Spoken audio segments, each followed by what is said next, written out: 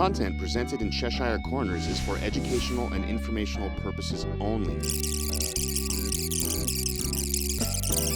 Please consult a legal professional if you have any questions or concerns about the content of this disclaimer, this series, or the legal implications surrounding psychedelic substances in your jurisdiction.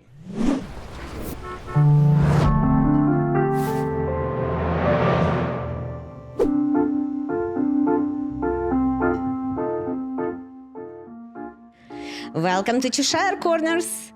My name is Rita Tsaluk, and I will be your host as we trip through the looking glass.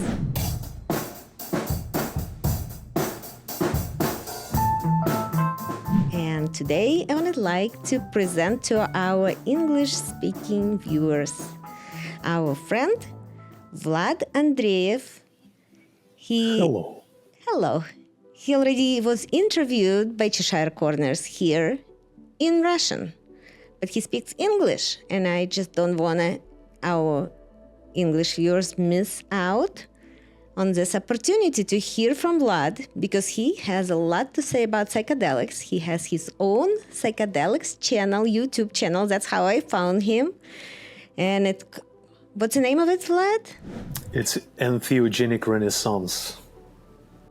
Here it is, Entheogenic Renaissance, and he has another channel in Russian, and I think he's one of the few who does a really good job on psychedelic awareness in Russian language. In English, we have several good ones, but yeah, hundreds maybe good ones.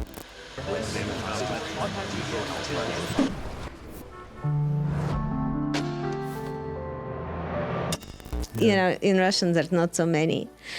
So I've listened to every Vlad's video podcast, and recently just few caught my attention, and I think it would be good to ask him a few questions, and he was kind enough to participate. So thank you, welcome. And thank you very much, Frida. Okay, so Vlad, tell us, our audience, a little bit about yourself. Tell us where you live right now, what you do, and then maybe a little bit of where you just recently went to, what kind of retreat and why. I think it'd be interesting. Okay, yeah. Let me know when I need to shut up, because I can talk for a while. So I was born in Russia, in a city that is known for literally ending Russian monarchy, and it is located at the crossroads of the two worlds, pretty much, between Europe and Asia. There's a Ural mountain chain that separates the two plateaus. So as I like to say, I was born at a crossroad, and I do understand both the Asian mentality, let's put it this way, and the Western one as well. So I've been working in the corporate sector for the majority of my life, roughly 20 years of corporate experience in various positions, sales, marketing, negotiations, client service, etc. And back in 2021, I became an entrepreneur, and I own a strategic marketing consultancy. And when the war started back in at least February 2022, the Russian military has begun a brutal assault on the people of Ukraine. Without provocation, without justification, without necessity. This is a premeditated attack. Me and my wife and our dog, we left Russia because for us it was the last drop, so to speak. And even though living in Russia prior to that was as if you were living in Orwell's 1984, in reality, that was just the final drop for us. So we left the country, and we're residing in Vilnius, and it's Eastern Europe, Lithuania. I've sold my apartment in Moscow, it's been a rough time ever since, because it was a forced relocation, so to speak. So I've rediscovered for myself psychedelics back in, actually, what was it, a year and a half ago or so. I've used them for roughly 22 years of my life, but of course it was and still is a very stigmatized topic, especially in the Russian-speaking community and in Russia in particularly, because the country is very anti-psychedelics. if you can put it this way. But I was always discreet about my own consumption and my interest per se. But last year, when I heard that there's this wonderful TV show, documentary on how to change your mind.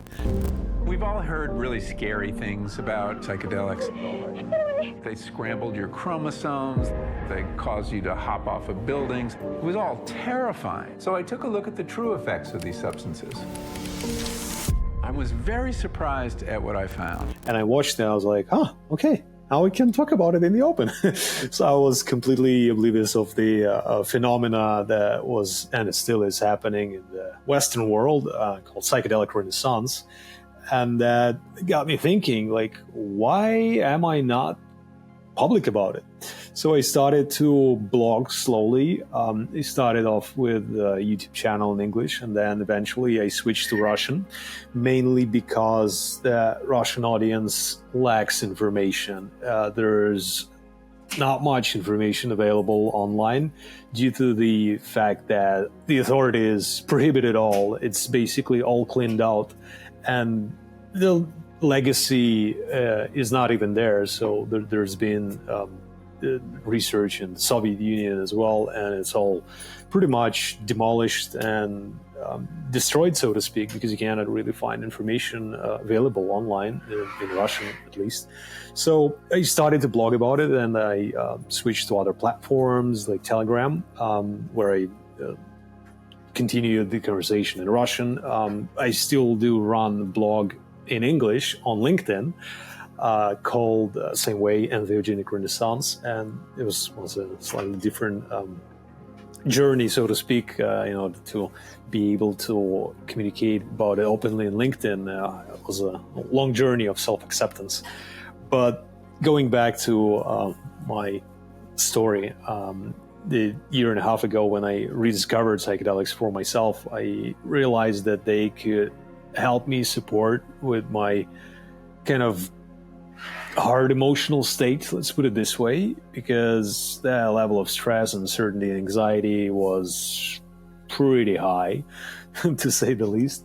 So it was hard to deal with all this, and psychedelics did help me, as they did many years ago when I accidentally took high dose of acid and went into the forest on one lovely May morning and healed my own trauma. Ever since, I've been going back to them from time to time to either like clean up in my head or reevaluate things that are happening in my life, or just to get a fresh perspective on the same information. So that journey last year brought me to where I'm today, which is kind of partially entrepreneur and a blogger. And I find myself in this role quite unexpectedly. I wouldn't have ever thought that I'd be doing what I'm doing today.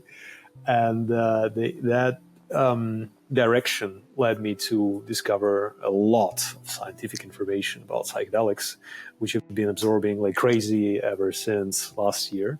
So I went through several educations. One of them was the first online program called Psychedelics and the Mind by University of California, Berkeley.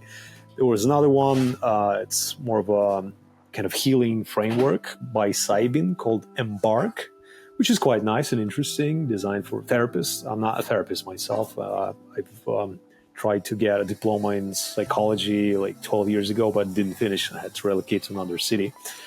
But there was another program that I found for myself, which was quite interesting, and is called psychedelic coaching, basically. And I've embarked on it in February this year, and it's a 10th-month program, and it's mainly done remotely via online calls with the support of the community. But then again, there's this offline part, the intensive part, that, as you pointed out, happened in Costa Rica a couple of months ago. And this is where we all came together and finally were able to connect all those lovely faces with the physical bodies, so to speak, and go through journey, the experience, the ceremony, and other modalities, the healing workshops, let's put it this way, and exchange experience and, got to know each other better. So I'm planning to implement the new knowledge in my personal psychedelic coaching practice, and I want to work with executives specifically because I have relevant experience, and I'm sure that those are the people who are changing the world, because out of 47 biggest economies on the planet, 47 are corporations, and those corporations are run by people. You decide to change the world one executive at a time? If you change the minds of the people who are running corporations or big companies, you can change the world.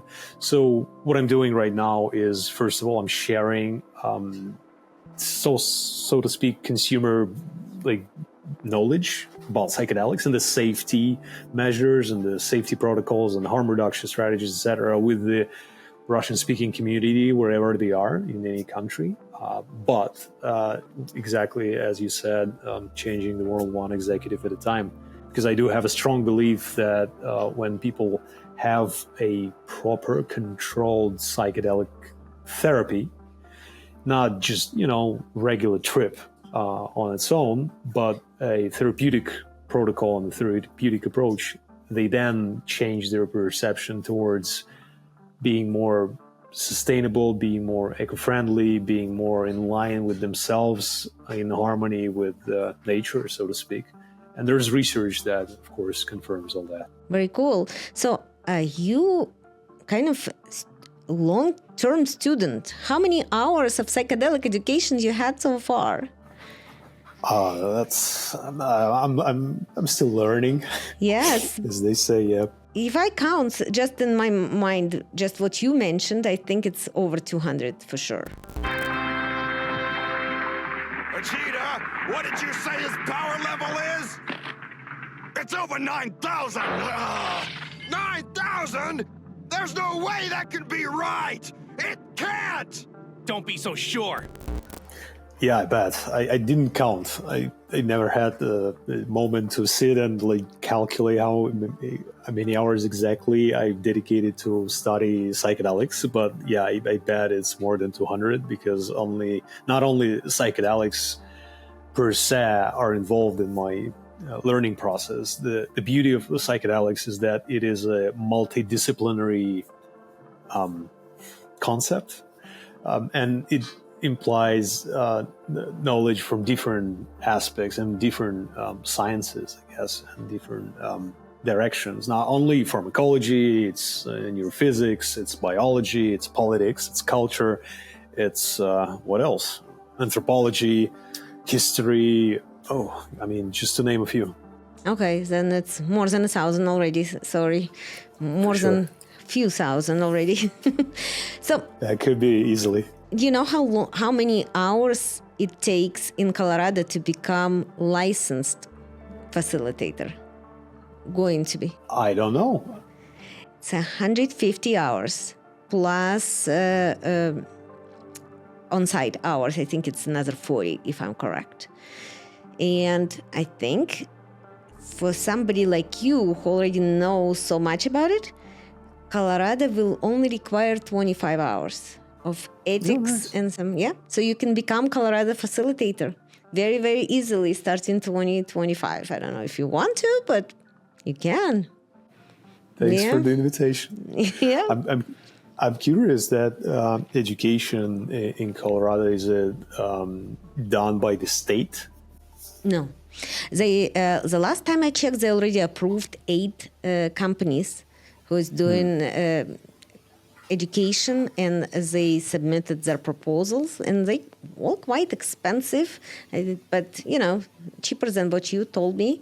So I think it starts anywhere from $6,000, but it's not, it's only 150 hours. The ones that you take in probably way more hours, and there's some like Europa and a few other ones that they have very extensive education, another like 10 months education, and it's way more than 150 hours, and it goes up to 12,000 easily.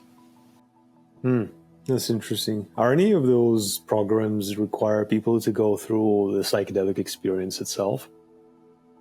not psychedelic experience, but on-site experience, kind of observations and on-site experience. And it's going to be kind of interesting to see how they're going to do it when right now in Colorado it's still not available.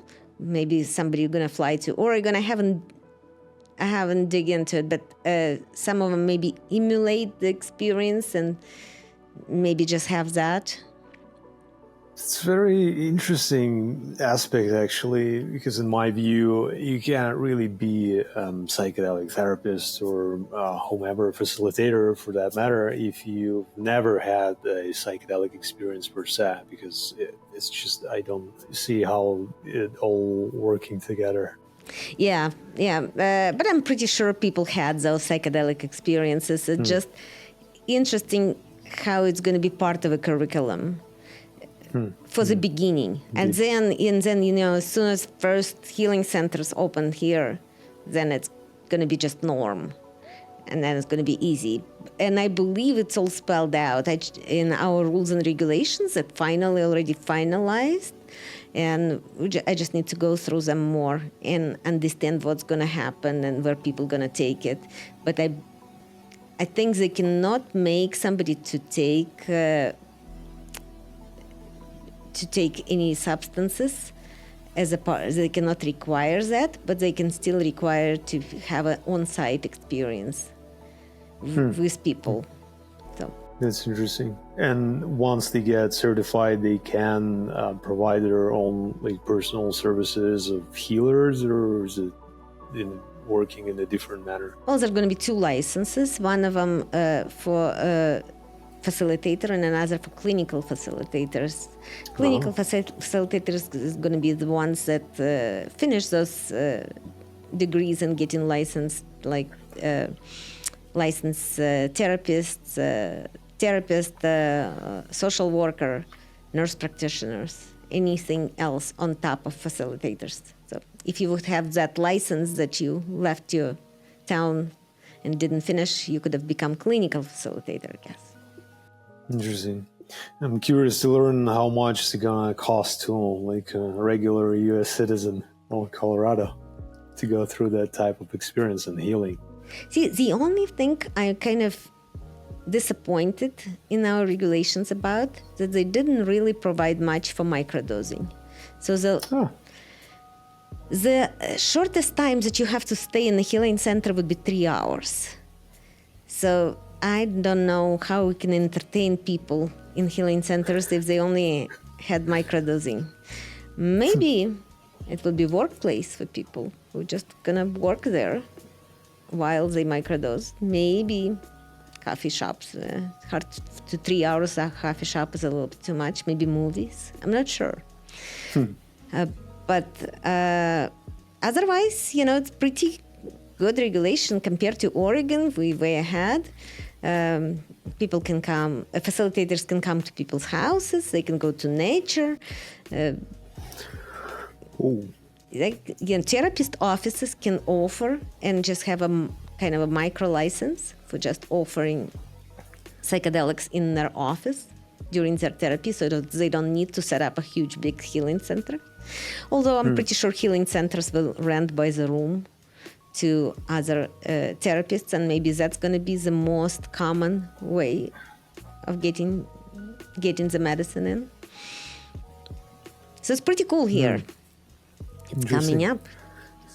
They got a slightly better approach, especially when a therapist can come to a person's house or nature. This is the best. Ideal setup, pretty much. Yeah, what's better here than Oregon is this, and another thing that Oregon doesn't allow you to be therapist and facilitator at the same time. It does, but they said that you have to take your therapist hat before you put your facilitator's hat, and then it's just so confusing how many hats you have to have. But otherwise, I think we're going to have much better program. Plus, Colorado is fun on its own. People are going to come for skiing, for hiking, and they have experience at the same time. Maybe the whole family will come, the whole groups will come. And then they go wherever they came from and hopefully do some integration work. So, and hopefully listen to those YouTube channel like ours and yours, and understand what's coming and what's new and what's available. So with that, if you can tell me a little bit about your experiences recently in Costa Rica.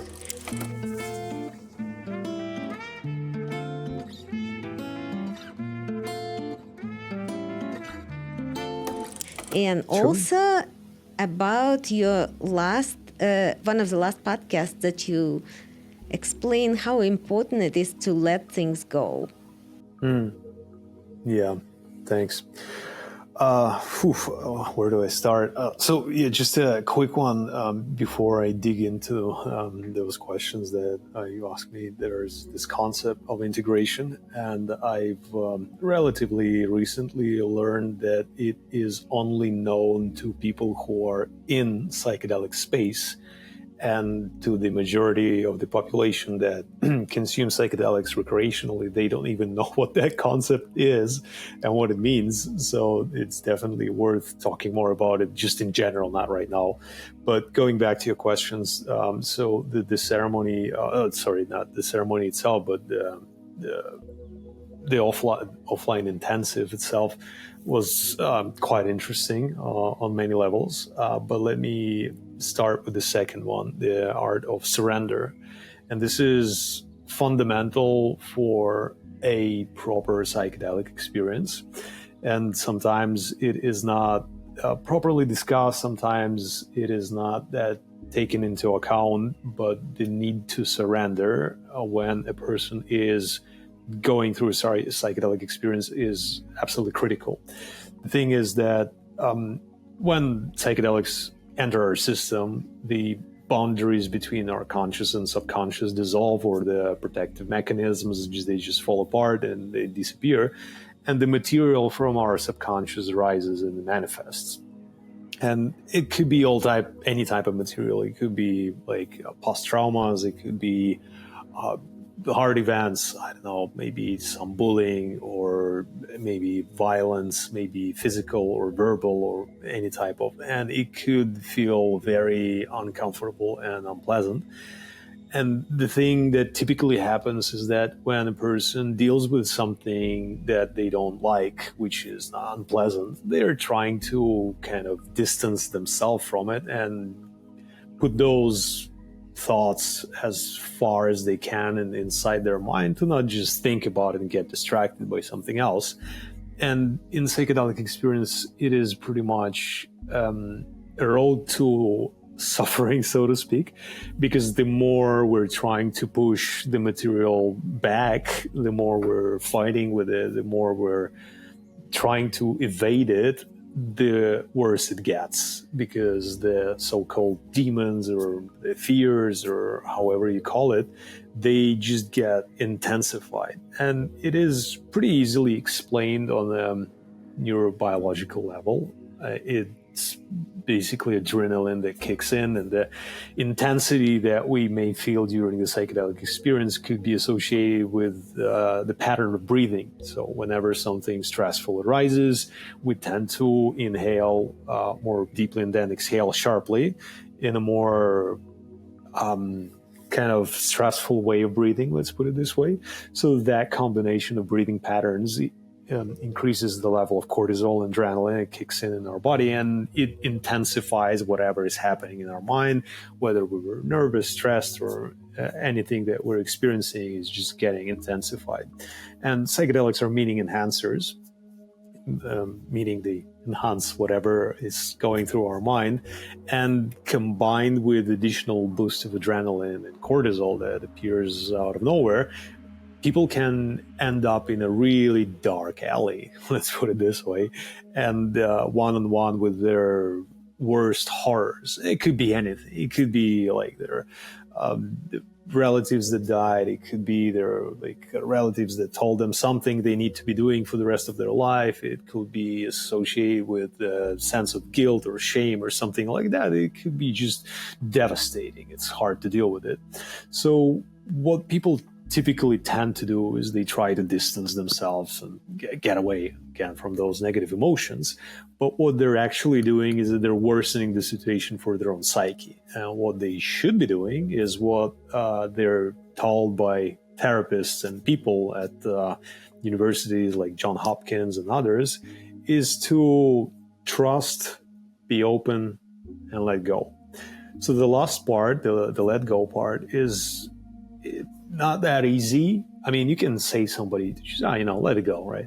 And surrender. But what it actually means is not that easy to comprehend. Once you understand it, yeah, it's easy. But then again, it's hard to convey that to somebody. So typically, if I were to try and say to somebody what it means, I would say, whatever you're observing, just try to not attach any meaning to it. Just try to look at it internally with your internal view, or however, if your eyes are open and you see some horrific images, just don't try to do anything about it. Don't struggle, don't fight, don't try to avoid it, however hard, however unpleasant it could be, and try to embrace it, ideally with love and self-compassion. And those would be the key qualities here. You need to recognize that it is just part of you. It's not something external. And here is the moment to show that love to oneself. And this is where the healing starts, because whenever something difficult arises, it is part of the healing journey, basically. And this is how our brain works. Once we deal with something that is triggering our specific behavior patterns, and once we understand what are the patterns, once we see what they are, it starts to dissolve. And this is pretty much similar in the psychedelic experience. Whenever those fears rise up, once we face them, once we accept them and not fight them, we are able to go past them and truly let go. But in order to properly let go, there are other things that should be taken into account as well. And one of them is the set and setting, but generally speaking, is the sense of safety and trust.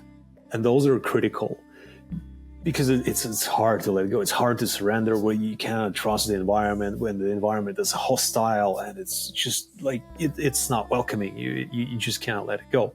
So this is, again, one of the core aspects to a healing psychedelic experience, is to be open to trust the environment.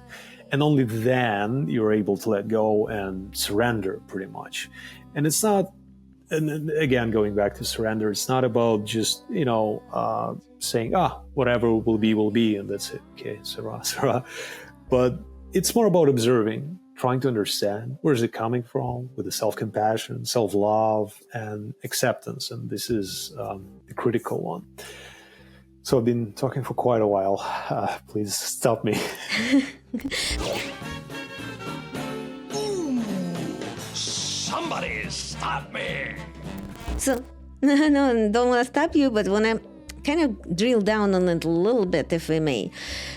So losing control, just like faith, I think it's a part of the muscle of our internal muscle, if you can maybe say soul's muscle, that we can practice, right? Faith, not everybody can have faith in something, and nobody can have a strong faith. Not everybody. You just have to kind of practice that. You can practice that. When kids start believing in Santa Claus, they start practicing that they can have a faith in something they don't know about. They kind of feel that there's maybe not everything in this world they do know, and some of it they have to just take a belief on.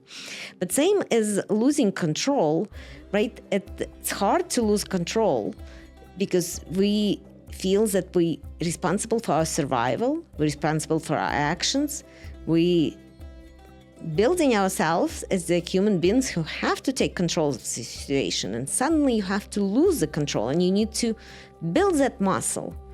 So when I heard you been telling about it, I was remembering what my daughter, she's an observant Jew, Fully Jewish. Jewish! and she celebrates Shabbat every week. So she told me that this is a great exercise for losing the control. Because when you're shutting down your phone and you cannot do anything during Shabbos, on Sunday, you turn in everything on and you understand that world still functions. Even you didn't do anything, the world's still happening. So I think it's also kind of like everything is illuminated with psychedelics. I think it's also kind of letting people know how important it is to just trust the environment, to believe it is. And you cannot just do it until certain settings, until you know that you're in a safe place, but how important it is. And then you can practice losing control. So you can actually don't have to have a constant anxiety of being the one in control and responsible for the whole world to continue. Great point. Absolutely loved it. For me, that also was a hard concept to comprehend. Even though I've been to Vipassana a couple of times and I meditate daily, it was still very hard to let go and to surrender to the experience. And for me, what I realized in that particular ceremony is that it is mainly due to the background of the society in which I've spent most of my life. And this is a totalitarian society pretty much that doesn't allow much and is prosecuting people for crimes that they didn't commit sometimes, and specifically for possession and consumption of psychedelics as well. So by default, for me, it was like part of that fear circuit, so to speak, because I knew that generally, historically, it is associated with potential punishment for what? For expanding my own consciousness. But anyway, that's the narrative, at least, that is there, is that you shouldn't be doing it. You're prohibited to do it because of what? Richard Nixon. Therefore, I shall resign the presidency effective at noon tomorrow. Vice President Ford will be sworn in as president at that hour in this office. But anyway, let's put that aside. So what I was trying to say here is that it's a really tough job to truly surrender.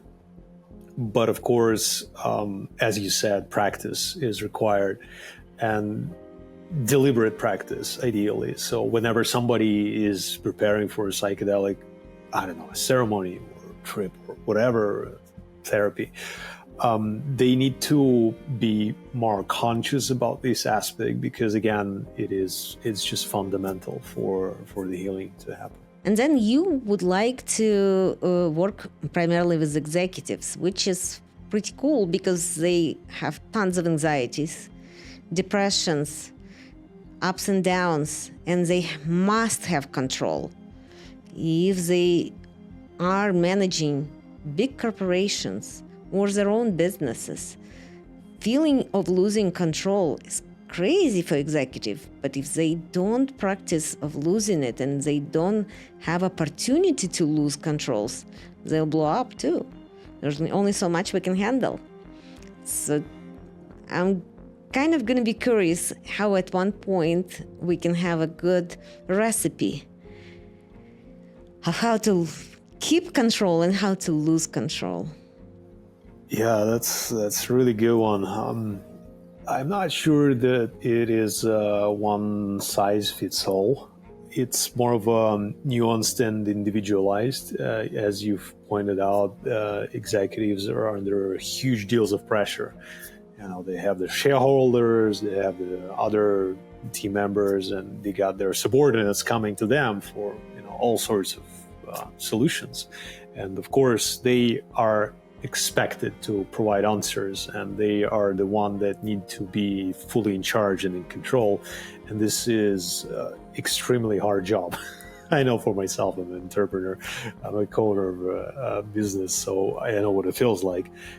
But then again, going back to like how to help people learn to let go of control, it is going to be solely dependent on the personality. For somebody, it could be like a daily meditation, daily practice, like internal mantra, so to speak.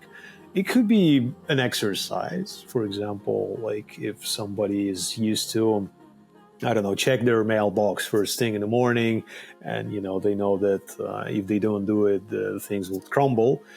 Exercise could be just to skip it and see what happens. Just to select a moment or like a piece of activity or something safe, just to see that once you lose control, once you let it go, the world is not going to fall apart. The phrase that your daughter used is simply brilliant. We just need to teach people that nothing's going to break. I mean, you let go of control, nothing bad happens. You're in a safe space. You're in a safe environment. Nothing bad is going to happen. Yeah, and back to having a recipe, I totally agree with your point. There is no one size fit all. But I think what we're going to have a little bit more understanding who we are and what we need in order to stay focused and stay in control and lose control and lose focus, and how important it is for all of us. Because right now, I feel like this generation of kids, they're going through so much more than we did, because world changing exponentially, changing really quick. And we just have recipes from 2 centuries ago. Just go and do your homework. Just get off of your phone. And I think we're going to have some new recipes. Yes, they're not going to work one size fits all for everybody, but just something to let us know there's more to it than we used to so far. And psychedelics kind of revealing all of it so quickly.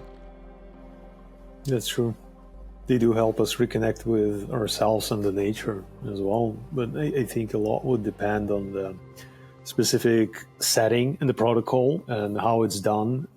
For example, if we're talking about a person who is going to a doctor's office and they have the experience there and then they go home, the time frame within which they are in the state of altered consciousness is very limited, and it is in a somewhat sterile environment.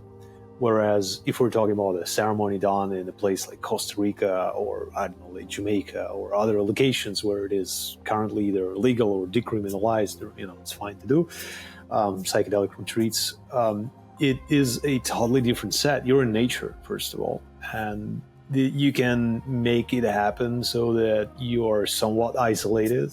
Just don't turn on Wi-Fi and pick a spot where there's a bad cellular connection, and that's it. People will go crazy, of course, but they won't have other option but to disconnect in order to reconnect. I appreciate you, Vlad, that you came here. I hope everybody please like this channel, then subscribe, put comments, and then find information about Vlad and his channel in description of this video. But there's a lot to learn. Let's learn together. Thank you so much for subscribing and liking us again. Thank you. Thank you very much, Rita. If I may just go to entheogen.expert. This is my website with my own practice. Perfect. You'll find everything in the description of this video. Thank you so much.